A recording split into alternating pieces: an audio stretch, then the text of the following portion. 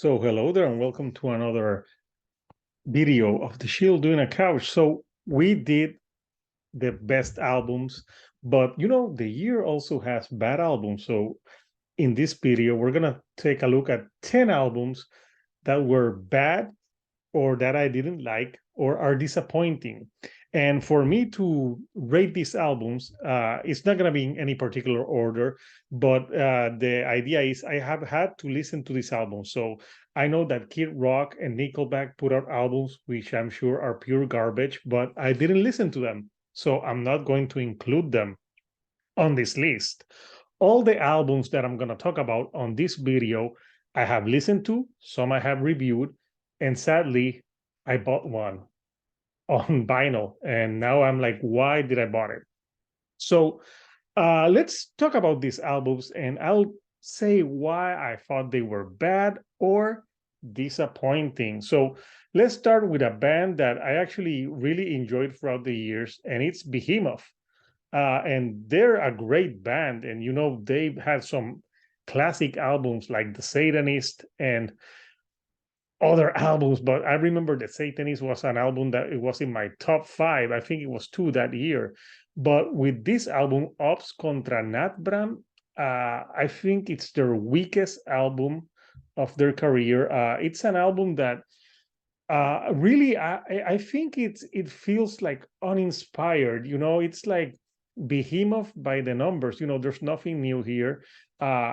I was kind of bored with this album, and I thought that it was a step down after having such great albums in the past. That this one was like, yeah, like there's no single here that really grabbed my attention. Nothing that I would say like really like stood out for me. For example, the album starts with Post God Nirvana, and it's so slow and trotting, and it doesn't go anywhere. The Deathless song is okay, and it ends with Burbs Crispies. And sorry if I butchered that, but yeah, it's just an album that I think I don't know. It felt like they didn't have too much new ideas to bring to the table, and sadly for me, that's why I think it's one of the disappointing or maybe worst albums of the year. Like it really didn't do anything for me, and I didn't see a lot of people like praising it either. Like because I don't know. It feels like Behemoth has been in such a high, and then they put out this, and it's pretty like standard, middle of the road. Nothing really grabs your attention and says like, "Wow, what a great track!" So that's why, sadly, I have it on my bad albums of the year list. So this other band that I have on this list shouldn't be a surprise to anyone because I don't think like I've ever actually liked this band. It's Five Finger Death Punch with the album Afterlife, and the album cover looks like a video game that you would have played in the 2000s.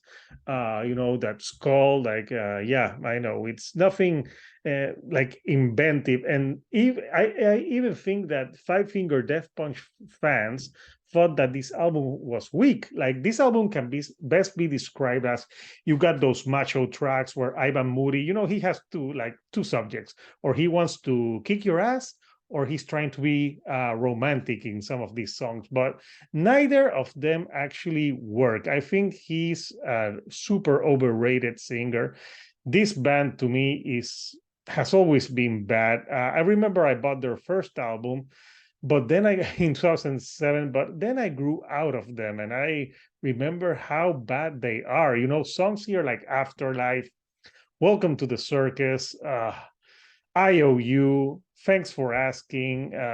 They're just so generic and, like middle of the road, and nothing that you would say like stands out. They've been successful, but just because they're successful does not mean that what they put out is good, because this album is not good. I think it's one of the worst albums of the year, and that's why I have it on my list. So the other band that's coming up next, I remember I bought their first album, and back in the day, yeah, I enjoyed it. They have like rap, and they wear masks, and very gimmicky. But soon after, I felt like, yeah, there's nothing great about them. And I hadn't listened to this band in years, but I decided to listen to Hollywood Undead's last album, which is called Hotel California with a K. I know it's such cringe. Just the album title alone is cringy as fuck. And Hollywood Undead, they're doing basically what they've always done. They're a one-trick pony. They're singing about how tough they are, how from the streets they are, how LA they are. But they're old now. Like I can imagine when they were first started out, yeah, maybe it was something that, yeah, like you could relate to it, and the kids back then maybe enjoyed it. But now listening to them, I just find them, it's there's nothing about them that I think really does it for me in this album. I'm trying to think of the songs because a lot of them have a lot of auto tune, which are terrible, like Trap God, for example. That song is just atrocious garbage. And the rest of the album, it's 14 songs, 43 minutes. And the best thing that this album has is when it ends. And if you like Hollywood Undead, good for you. But I truly think that they're a terrible band. This next one actually hurts because I'm a huge fan of this band, but unfortunately for me, they just released their worst album of their career. And I'm talking about Coheed and Cambria with Baxis 2. And I actually enjoyed Baxis 1 a lot. It was in my top 20 or 25 of that year. But this one, I actually reviewed it with JC Rock and Metal Reviews, and I think I gave it a 7, but I think I was too generous. This album, first of all, they abuse autotune, and I don't know why they did it because Claudio Sanchez does not need it. But the songs here they're very pop produced, like a very modern production, very clean, very syrupy, and I just it pains me to say it's a super bad album, the worst album that Coheed and Cambria have released, hands down. I just think it's like I remember Shoulders, Love Murder One, Blood, The Liars Club, Batman. They're just corny as hell, and this is an album that really for me didn't do it.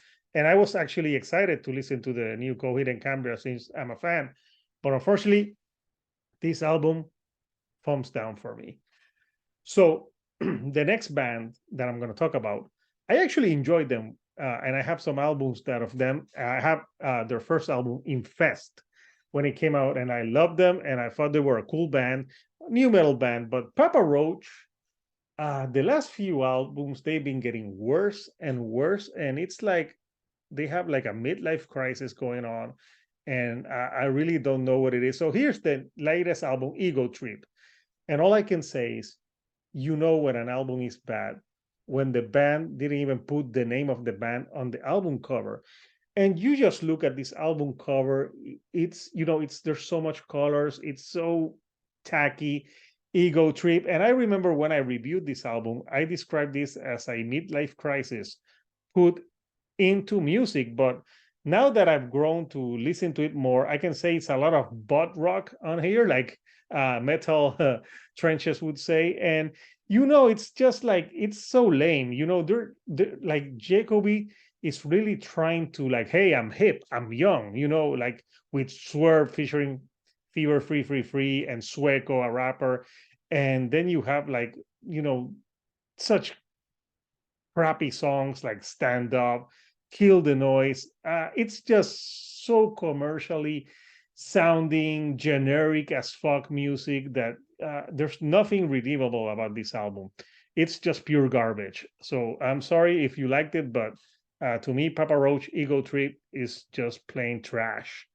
So moving along, this band is a death metal band, melodic death metal band that has some amazing albums in the past, uh, featuring all that Viking lore. But this album that they released this year, it's not good, people. And I'm talking about Among Amarth and the album The Great Hidden Army. And this album is just a fucking snooze fest from beginning to end. I'm telling you, the gimmick has gotten stale. Yes. How many albums about Vikings can you have? I know that that's their thing, and they're like now lumped into that, but that's the only thing that you can do. So you're a one-trick pony, and now you're not really doing it that well. This album, the songs are not memorable. The riffs are very boring and repetitive, and I just like I was so bored with it. Just a very bland and boring record from a band that actually used to release some great records in the past. So, yeah, I'm sorry among Amar fans, but this album is boring.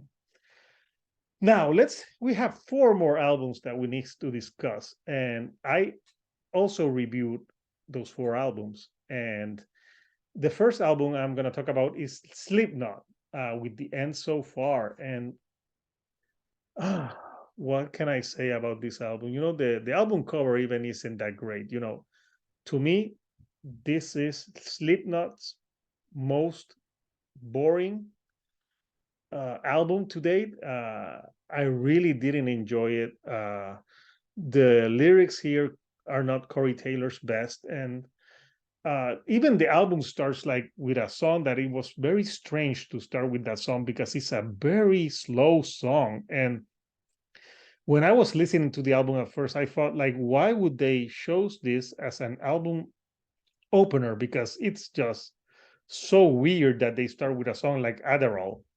It really puts you to sleep. And then it goes into the Dying Song, which was the single, and it's okay. The problem I have with this album is that this sounds like leftovers from their last album, like the songs that weren't that good, like the B sides or C sides. And Yang, oh my God, that song that they released as a single, that song goes nowhere, fucking nowhere for the 4 minutes or whatever long it is. So this was an album that when I listened to it, I'm like, let me listen to a few times before I review it. And I just couldn't stand it. It's their worst album. And I know there's people that liked it, but I wasn't one of them. I really didn't like this album at all. Now, the next album that I'm going to talk about, I actually bought it on vinyl. I pre-ordered it, and I'm like regretting pre-ordering it because the album is one of the worst albums of the band's career. And I'm talking about Korn and their album Requiem, and even this album cover. It's so weak. It's like it looks like bad Photoshop, and it pains me to say because the Nothing I really enjoyed. I thought that was a great comeback album for the band. And Jonathan Davis was struggling through a lot with the death of his wife and a lot of like things that he was bottling up. So you could feel the pain and the anger in that album. But Requiem, which is supposed to be like I don't know if they want to make like a sequel to the Nothing, is just uninspired.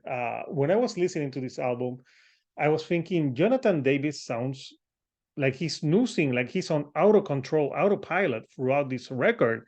His vocals are not great. The songs are not catchy.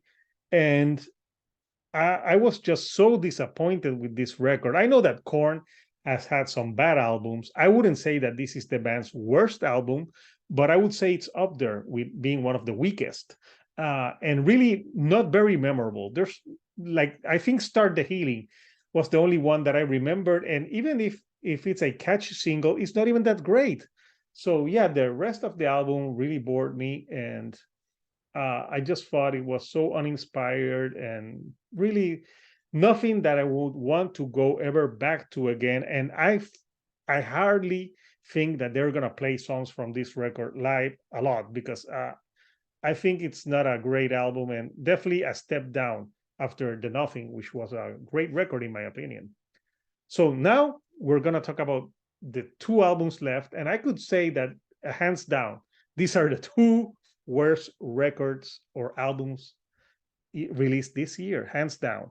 One of them, I wasn't a fan of his, but a lot of people were talking about it. I'm like, let me check it out, and it's Machine Gun Kelly with Mainstream Sellout. And this guy sucks in every genre that he puts out. First, he was a rapper, and Eminem destroyed him. So he's like he thought to himself, "Oh, I'm gonna do some pop punk now."